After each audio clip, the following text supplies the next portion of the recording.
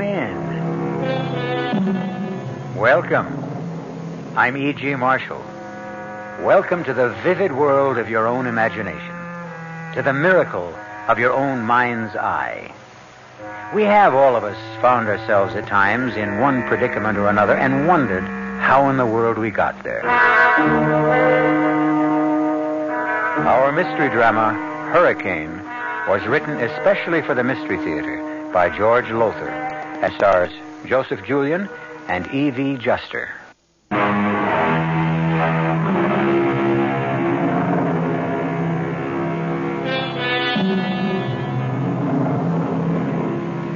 Imagine yourself now in a beach house on the eastern shore of Florida. It's a wild and isolated part of the shore. And right now, the savage wind and rain of a hurricane are bludgeoning the house.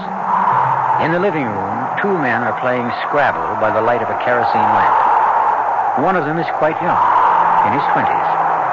His left eye is badly bruised, half closed.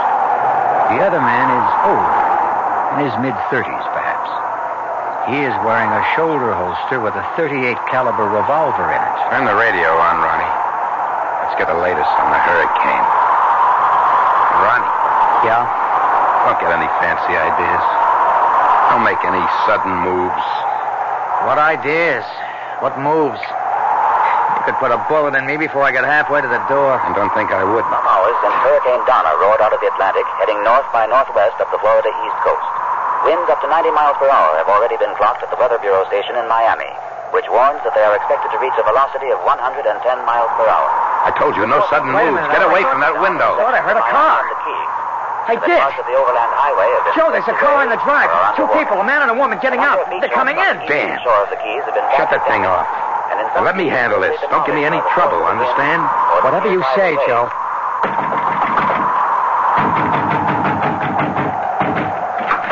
Yeah? We're sorry to trouble you, but will you let us in, please? I'm sorry, lady. The overland highway's underwater up ahead. We can't go on. We can't go back. You've got to take us in. There's a beach house about a half a mile. There was. It's been washed away. Oh. Well, Look, you can't turn us away. Not in this. all right, come in. Thank you. Thank you. I'm Martin Halliday. This is my wife, Fran. And you? Joe Carrington. And I'm Ronnie Prentice. You may have heard of my father. All right, they don't want your life history. Pleasure meeting you. Say, that's quite a black eye you've got. Yeah, We went down to the dock to secure our boat. Ronnie slipped. Oh, that's too bad. I can't help noticing, Mr. Harrington. Your gun. What about it? Well, a little unusual, isn't it? I mean, wearing a shoulder holster and a gun in a house makes me feel as if I'd walked into a Humphrey Bogart movie. Maybe you have. Oh? What do you mean, Mr. Prentice? He didn't mean anything. Making a joke is all. Where are you from, you two? Siesta Key. Yes, we have a little beach house there. Shack, really. A kind of get-away from it all place. Get away from all what? We're school teachers, Jacksonville. Fran teaches English, and I'm what you call a student counselor. Oh, you, give advice to kids? Well, they're not exactly kids, not at 17 and 18. High school, yes. But at that age, adolescents have lots of problems, believe me. And you straighten them out. Well, let's say I try. My husband has a degree in clinical psychology. Oh, very interesting. I'll be back in a moment. Where are you going? Well, to heat up the coffee, Joe. They look like they could use something. No, what they need is a drink. Forget the coffee. Well, I don't need a drink. I'd rather have the coffee, thank you. Yeah, me too. Well, I'll get it. No, wait. Excuse me. I'll give him a hand in the kitchen. Martin, there's something funny going on here. Yeah, I noticed the way Carrington, the one with the gun, kept watching the younger one like, well, a cat watching a mouse. I noticed that, too, but what I mean, the younger one, Ronnie, he seemed to be trying to warn me about something. What do you mean, warn you? I don't know. I could be wrong, but there was something, seemed to me, something in his eyes. As if he were trying to warn me with his eyes. And speaking of eyes, I don't think he got that shiner in a fall. Neither do I. I'll come and get it. Hot and steaming. Oh, I can use a cup of that. Thank you. Thank you very much. There we are. There's cream and sugar. You can help yourself. Oh, thank you. How do you take yours, Mr. Prentice? Black. And it's Ronnie. Oh, well, Fran then. Okay. There you are. Mr. Carrington? None for me. You play Scrabble, Fran? I love it. Well, how about a game with me? Of course.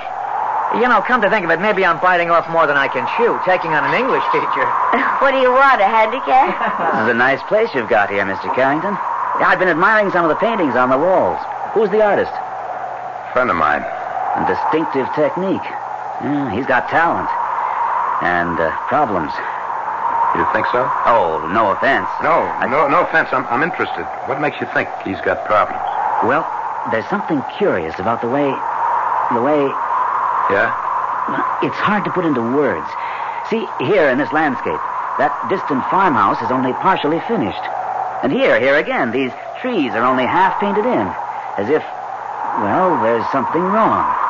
As if the artist, for some reason, went just so far and no further. As if something stopped him. You shrieks are all alike. You beg pardon? Your wife said you were a psychologist. So? So right away you got to read something into this painting. Like the artist has problems because he didn't finish painting this or painting that. Maybe he ran out of paint. Did he? What? He's a friend of yours, you said. You know him. Did he run out of paint? Or does he just not finish what he starts? Hey, now take it easy, Joe. Why pull a gun on us? I just accidentally upset the Scrabble game, that's all. Oh, I thought you were going to shoot me. You're pretty edgy, Carrington. Sorry. You're practically a nervous Fran. wreck. But all that happened was Ronnie upset the Scrabble game. I said Pull a I gun, was sorry. Here, let me help you pick up the pieces. Then maybe we could all sit down and play. How about it, Mr. Halliday? Sure, help pass the time. Yeah, you count me out. I'm going to lie down for a while. A few minutes ago you wanted to play. Well, I don't now. Nonsense. You like Scrabble. Not when I'm up against an English teacher. She was beating the socks off me. We'll all play. Now sit down, Ronnie. I'm sleepy, Joe. I'm going to catch a nap. Looks like we'll have to play three-handed. Yeah. As soon as I get back. I won't be a minute. Martin, that boy's in trouble. Where'd you get that idea? He didn't upset the Scrabble game accidentally. He did it deliberately. After he spelled out the words, help me. Help me? Yes. I looked at the words then at him, and he looked in Carrington's direction. Martin, that boy's in danger. Maybe we are, too.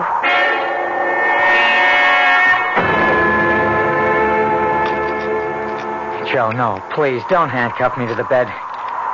You're up to something out there, Ronnie. I'm not taking any chances. I swear I wasn't up to anything at all. You think I haven't noticed the looks between you and her? You think I haven't seen you trying to tell her something with your eyes? And why did you upset that Scrabble game? It was an accident. Yeah, some accident. Then all of a sudden you're sleepy and you want to take a nap. Do you think you're kidding? Next thing I know, you'd be out that window trying to escape. With a hurricane raging out there, how far do you think I'd get? I don't think I know. You're not getting beyond this bed. Not with these handcuffs on, you're not.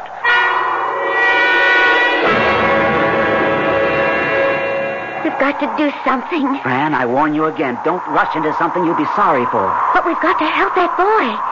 For all we know, we've got to help ourselves. Martin, he's got a gun, and he's...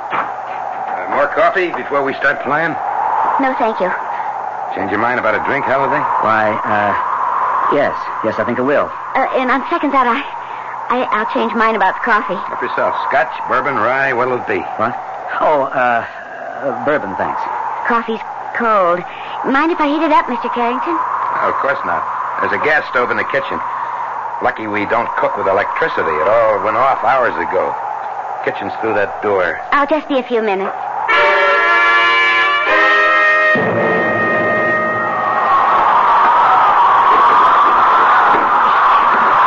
Hey, what the... Keep your voice down, Ron.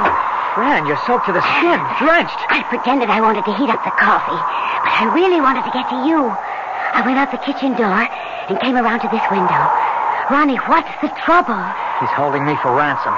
Ransom? He wants $100,000. $100,000? My father is Garrett Prentice, the millionaire. Oh, I've heard of him, yes. Carrington, if that's his name, phoned my father yesterday. The money is on the way, but what worries me is I'm sure Carrington's going to kill me once he gets it. But if he gets the ransom money... I don't think it'll make any difference. He knows I can identify him, so he hasn't much choice. He has to kill me. You and your husband, too. Yes. We could identify him. You've got to do something. We've got to do something. But what? That's the question, Ronnie. What?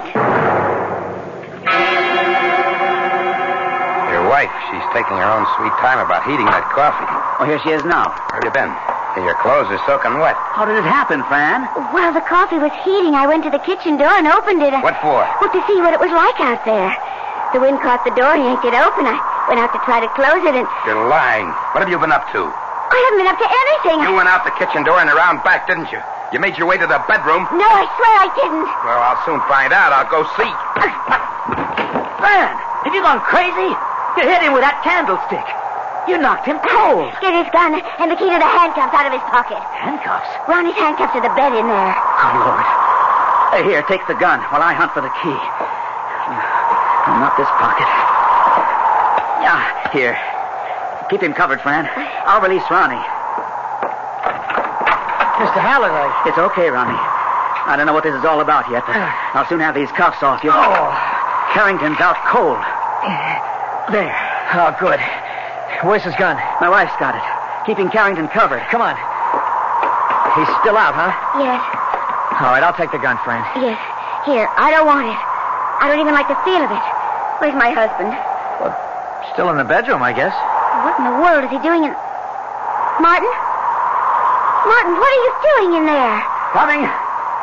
I stopped to have a closer look at this. Well, what is it? It was hanging on the wall. In his bedroom. But what is it? A straitjacket, Fran. A straitjacket? Ronnie, what would a straitjacket be doing in your... Oh, my God. That's right, Fran. You see, I'm insane. Joe used that straitjacket to keep me quiet when I got violent. Really violent. But he won't be using it on me anymore. Not anymore. Thanks to you.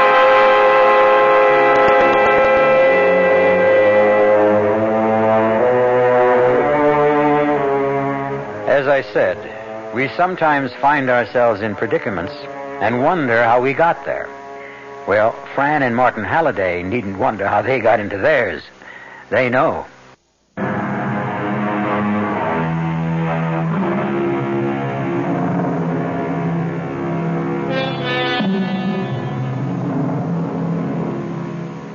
There are those who say we cannot escape what the fates have ordained shall be our future. Others contend that we create our own destinies, masters of our fate, captains of our soul, and all that. I don't know. Seems to me there's such a thing as luck, good and bad. And as Fran and Martin Halliday stare into the barrel of a gun held by Ronnie Prentice, I'd say they're just victims of circumstance. Wouldn't you? Joe uses a straitjacket on you when you become violent? He did. But as I just told you, he won't anymore. Thanks to you, dear impulsive Fran Halliday. Carrington's coming around. I'll see if I can help him. Leave him. He could be seriously hurt. Let's hope so. My head. Ronnie, how did you get that gun? She gave it to me after she took it away from you. Oh, maybe you made a big mistake. He told me you'd kidnapped him. We're holding him for ransom. And you swallowed that? I'm afraid I did. Well, don't blame yourself too much. Ronnie's conned smarter people than you. Thank you. Thanks very much. Oh, no, you shouldn't have said that, Joe. You've offended her. She's an obvious narcissus type. You should have realized that. As you did. Well, of course. That's why I went after her sympathy instead of his. I knew she'd be a pushover. Well, quite the amateur psychologist. Amateur? Hell of a lot better psychologist than you are, Halliday. I'm not wasting my life as a kid counselor. And what's that supposed to mean? Ronnie, give me the gun. Oh, you gotta be kidding. Oh, Ronnie. One more step, Joe, and I'll kill you. No. Not me. Not after all these years. How many, Joe? I've lost count. 19. In 4 months and 27 days. Oh, that's a long time. You'll never know how long. The gnawing tooth of time. Well, it's over now, Joe. End of the line and no transfer. No transfer for you either if you kill me. I'll put you in the asylum, Ron. Not me. Too clever. Well, would you all like a drink, or is the situation sufficiently intoxicating? Your friend? No, thank you. Halliday? Not me. How about you, dear brother Joe? Dear, dedicated, generous, self-sacrificing, martyrish brother. Dear, gentle, understanding, all-suffering keeper! Hit me just once again, Ron. And what? Skip it. I'm going over to the bar to make myself a drink. Now, all of you stay right where you are. Don't move. Not an inch. I said not an inch. Oh, I was only going to sit down in this chair and... Oh! My jaw. I'll do more than kill you with this gun if you disobey me again. Now, don't move. Not an inch. Martin. Oh, Martin, I'm sorry. It's not your fault. Are you sure you don't want a drink? Anyone? It's your last chance, you know. Well, suit yourselves. And now, who's first? You, Halliday? Yeah, why not you? Just one bullet through the head. Painless. So don't be afraid. Ron, don't do it. Are you afraid, Halliday? I don't think so. No. Not afraid of death? How come?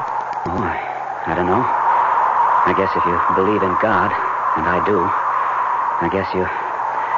Well, you can't be very much afraid of anything, really. Well, many people who believe in God are afraid to die, wouldn't you say? No. I don't see how they could be afraid if they did. Oh, provocative speculation. Give me the gun, Ron. Oh, you're afraid, aren't you? When I point the gun at you like this and you don't know whether I'm going to pull the trigger or not, you are afraid, aren't you, Joe? I certainly don't want to die. Yet you believe in God. Maybe I do and maybe I don't. You do. You told me you did. I remember a long time ago, you told me that you did. You did. Okay, I did. Now you're trying to confuse me. He does it all the time. He keeps making me think I got things twisted, all mixed up, that I'm not thinking straight, that I'm crazy. Now, don't start that with me, Joe. Now, I'm warning you. Don't start. All right, Ron. And then don't take that tone either. You know I can't stand that tone. Ron. I will not be treated like a child in a tantrum. I will not, Joe. I will not. Then why don't you stop behaving like one? Halliday, don't cross him. Why not? Go ahead, Halliday. Cross me. Say anything you like to me. Anything. And see what happens. You won't? Well, then how about you, Fran? You say something. You cross me. Oh, won't you please let us go? Please. We have nothing to do with all of this. We just happened to come in here out of the... Save it. You can't reason with a homicidal maniac. He really is? Yes, Mrs. Halliday, he really is. Liar! Liar! Oh, and clever. Oh, yeah, clever. But not as clever as I am. You see, he wants my father's money, all for himself. There's enough for both, more than enough. When my father goes to that great hunt club in the sky. Yeah, marvelous huntsman, my father. Red coat, breeches, top hat, the whole bit. Ta-ta-ta-ta-ta-ta-ta, hunting we will go. And all fall down and go smash. Smash! But not for him. Oh, never smash for him. For me. For me. What do you mean, smash for you? Would you like to know? Would you really be interested? I would, yes. No, we never tell about it, do we, Joe? Never have, never will. What would Father's friends say? Garrett Prentice fathered a maniac? That's what they'd say. Garrett Prentice would shrivel up with shame. Who exactly is Garrett Prentice? Who is... Well, Joe, here's a man who never heard of Father, a wonderment, a rara avis. My dear man, where have you been? Everyone has heard of Father. I'm afraid I'm not in that category. Oh, then let me tell you about him, all about him, and about Joe and me. Ron, no, don't, please. No, it's the last stop, Joe. Final destination. Why not open the luggage? You won't be taking it with you. You see, Joe's mama married my dear papa after his papa died. Now, in, as you might say, the ordinary course of biological eventuality, I appeared on the scene. And alas, poor Joe's mama left it. Joe hated me for killing his mama. No, Ron, I never... You did. You did. If you didn't, why did you hit me and knock me down and make me hurt my head? I didn't mean to. You were 2 years old, almost 2. And you always wanted whatever I had, a toy, a game, whatever. That day, well, I wouldn't give up what you wanted, and I pushed you away. You knocked me down. You knocked me down and you hurt my head, Joe. I did injure him. I am responsible. When I pushed him and he fell. Knocked down? All right, Ron. When I knocked him down, he struck his head on the metal corner of a bed. He was unconscious for more than an hour. When Go on. When the doctor brought him around, he seemed all right, except for headaches that bothered him from time to time, but otherwise all right. Then when he was about 4, he tried to kill his governess. At 4? Yeah. He wanted her to give him something. I don't remember what, and she wouldn't. And he flew into a rage. He bit, he clawed, he kicked her. Small as he was, she was no match for him. And he'd have killed her if other servants hadn't come in time and dragged him off. And then, a year or so later, he attacked a playmate. Boy his age. And he would have killed him. There hadn't been other boys who pulled him away. Good heavens. From then on, he couldn't be sent to school. He had to be tutored at home. He'd fly into these sudden, unexpected rages, attack his tutors. He nearly murdered one with a pair of scissors. The psychiatrist who examined him, did they have He's any... never been to a psychiatrist. Oh, you can't mean that. It's true. But it's senseless. Garrett Prentice, senseless? Wealthy financier, handsome playboy, beloved darling of the jet set, senseless? Oh, no. Heartless, yes. Oh, God, yes, heartless. He couldn't bear the shame, the notoriety of others knowing. But, Carrington, Joe, you can't mean that all these years you've taken care of him alone. It was my fault. So you took on the burden of... Wouldn't you? You've dedicated your entire life to him. Oh, it isn't as bad as you make it sound. Most of the time, he's rational enough. Our lives are quite ordinary, except I have to keep watching for the signs, the symptoms that warn me that another attack is coming on. I try to give him as much freedom as I can. Still, I do have to keep an eye on him. And you know I hate being watched. If you only know how it feels to have someone's eyes glued on you all the... Why are you looking at me like that, Halliday? Like what? As if you're studying me. I don't know what you mean. Yes, you do. Answer me. Answer me or I'll put a hole in your head. No! Take that gun away from his temple! Easy, Fran, easy. All right. I have been studying you. Why? There's something... I can't put my finger on it, but something... I've known kids, well, young men and women, really, high school seniors who seem rational at times. It's only the calm before the storm, Halliday. It's one of those symptoms that I mentioned. The silence before the volcano erupts, eh, Joe? Something like that. And then? Boom! I erupt. Well, better to do that than to hold it in and let it eat you alive inside like most people. Like you, Halliday. Me? Nothing's eating me. Liar. You're all but eaten up with bitterness, frustration. You couldn't be more off base, believe me. Am I? Ask her. Ask Fran.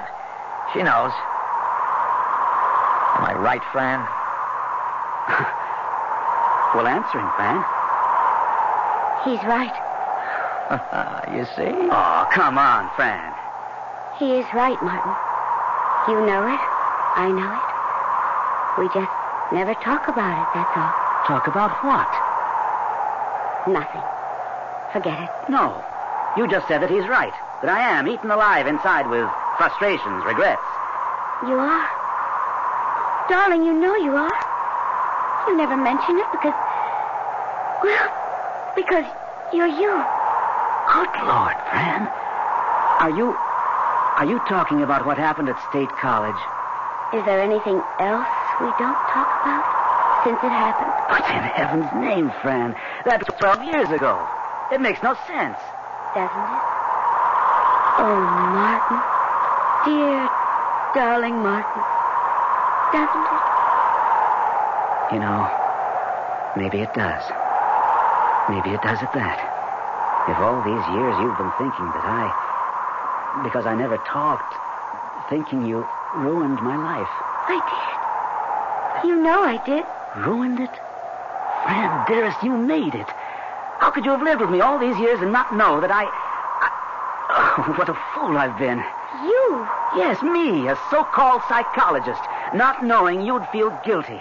That you'd... But, Martin, you've kept silent about it all these years. Kept silent? Nothing. I haven't kept silent. I just haven't talked to you about it because... well, I scarcely ever think about it. And when I do, I'm glad it happened.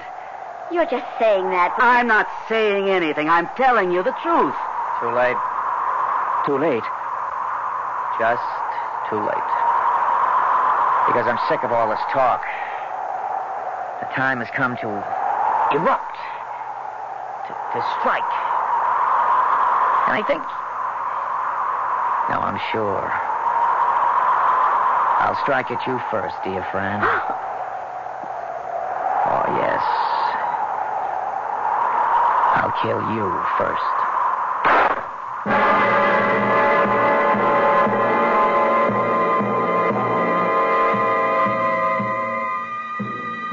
Surely a twist of fate, an ironic twist, when in the very instant Martin Halliday discovers that, all unknowingly, he and his wife have misunderstood each other over the years, the homicidal maniac Ron Prentice kills Fran Halliday.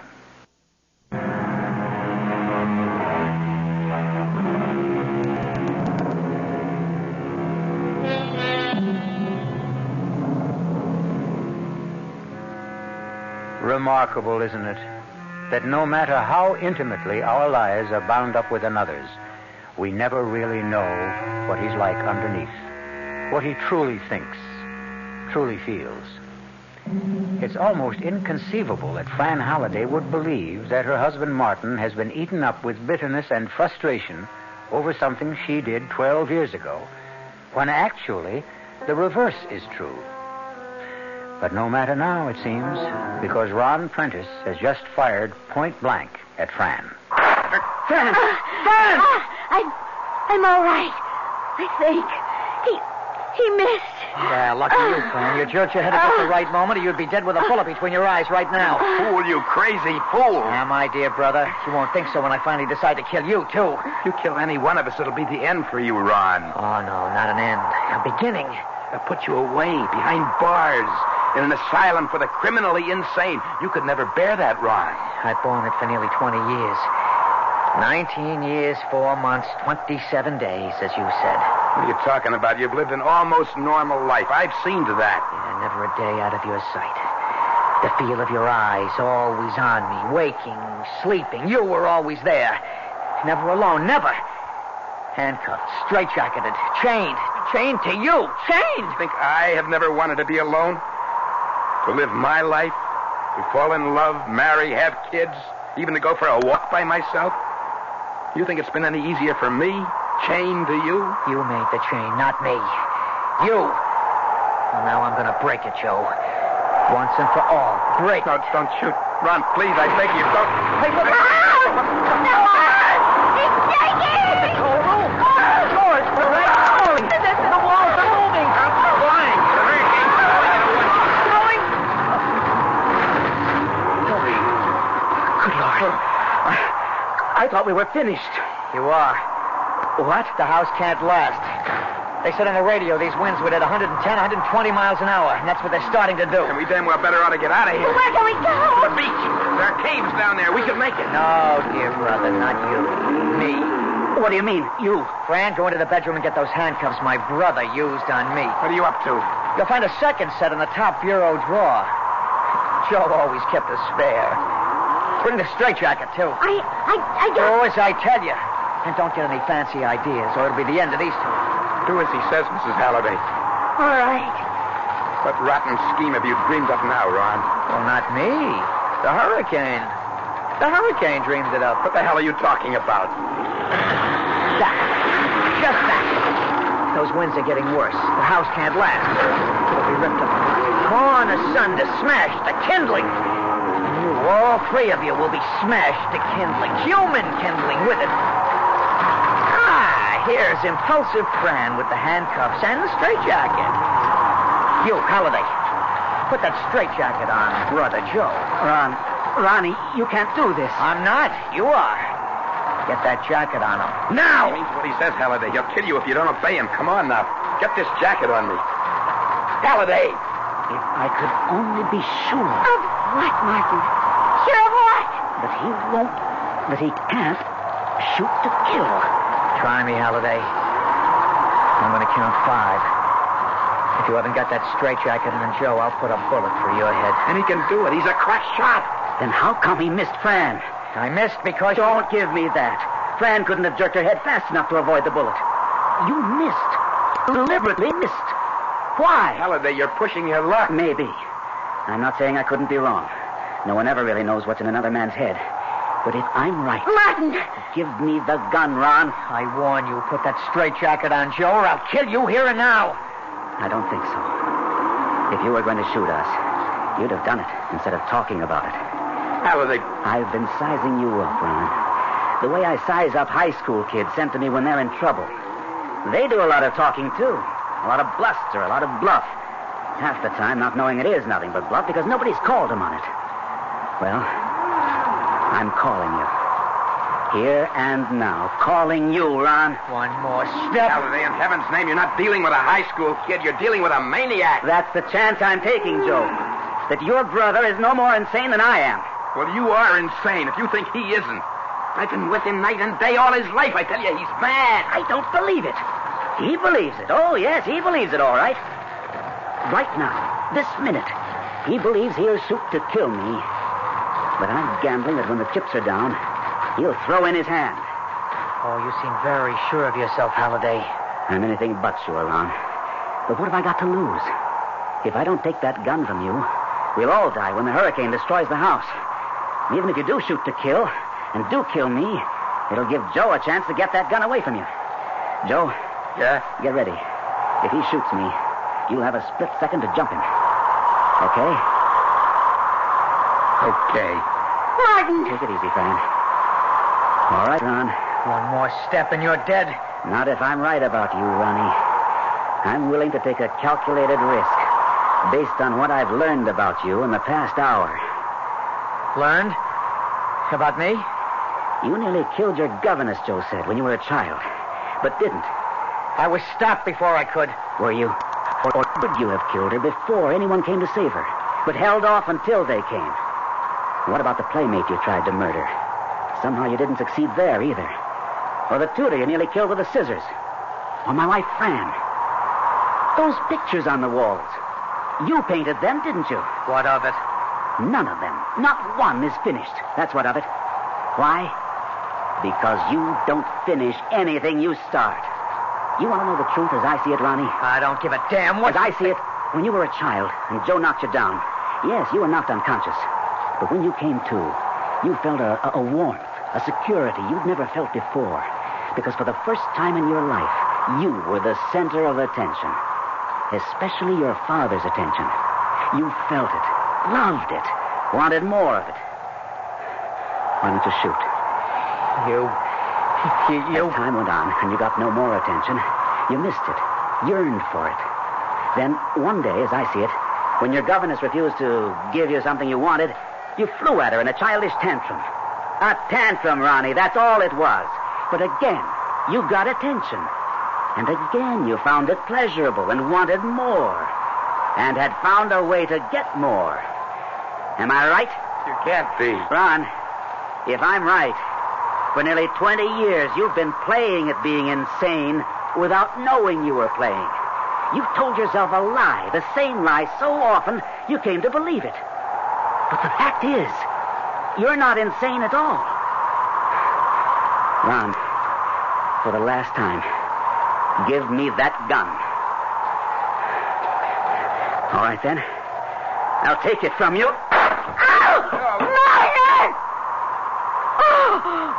Oh! You killed him! I knew he would. I was right. Your husband was wrong. We won't need the straitjacket now. All right, Joe, handcuff her to the water pipe. Move! Let's run. Yes. All right, now handcuff yourself to her. Ron, they'll come after you. They'll put you away. Do as I say. All right. All right. And now, goodbye, Joe. In a little while, the house will be gone, and you with it. I'll be free of you. Free of you. At last. At last. Martin.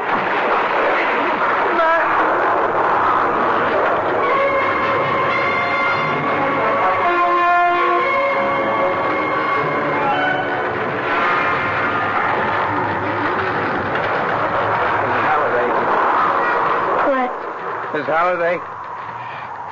What? The hurricane's getting worse. We can't last long.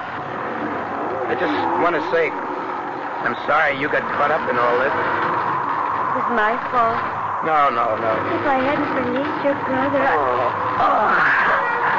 Martin! That was Martin. He just moved. He isn't dead. Oh, dear Lord, how can he be alive? His head. The blood. We didn't get a chance to look at him close up. That bullet could have only creased his skull. Oh, thank God, thank God. Oh, Martin. Here, look over here. Huh? We're handcuffed together. Here. What? Ben. Oh, Martin. Ben. Joe. What happened? Ron shot you. Oh, here, my head. Oh. He went to the caves on the beach. He left us handcuffed to this pipe. Oh, gotta get out of here. There's no way, Halliday. We're handcuffed to this water pipe. He got the keys? Yes. Not if I was right. About Ron? You were wrong. He shot you, didn't he? Didn't kill me. He could have. Crack shot, you said. But he didn't. And that means... What, Martin? It means what? He'll be back to save us. Oh, you're nuts. He can't go through with it. He never has before. He won't now. He'll be back. Question is, will he come in time? There isn't much. Oh, this could be it. We can't last much longer. I can move. Get to you. Hold you in my arms. Once more. You are in my arms, darling. In my heart. Where you've always been. It's going. The house is going. Joe! Run! I knew it. I knew it. I can't do it. I can't let you die. You got me. Get these handcuffs off. Yes. Okay. There. Now you, Fran. Quick, Ron, quick, the roof. Oh, there goes the roof. Okay. Yeah. So long. Hurry.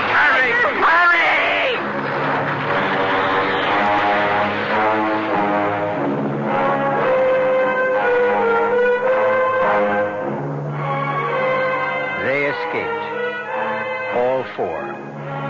Hanging on to each other, dragging Martin, who couldn't stand, they fought their way to the caves on the beach, even as the house exploded into flying wreckage. Our cast included Joe Julian, Evie Juster, Jack Grimes, and Gordon Gould. The entire production was under the direction of Hyman Brown. E.G. Marshall inviting you to return to our Mystery Theater for another adventure in the macabre. Until next time, pleasant dreams.